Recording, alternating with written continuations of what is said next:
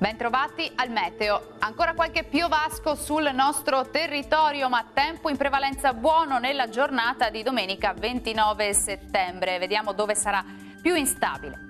Sul Veneto cielo nuvoloso sui rilievi del Bellunese, dove non si escludono anche locali temporali in giornata, che localmente potranno interessare anche le pianure limitrofe. Sarà in genere più asciutto e anche soleggiato altrove. Temperature minime tra 14 e 18 gradi, massime oscillanti invece tra i 22 e i 26 gradi.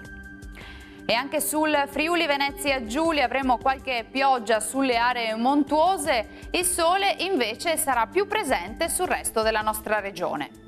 Temperature minime tra 16 e 18 gradi, massime comprese invece tra i 21 e i 23 gradi. Uno sguardo infine al Trentino Alto Adige. Qui il tempo sarà sostanzialmente asciutto, il cielo sarà sereno o al massimo poco nuvoloso. Temperature minime sui 14 gradi, massime invece tra i 24 e i 25 gradi circa. Bene, questo aggiornamento è giunto al termine, grazie per l'attenzione, arrivederci.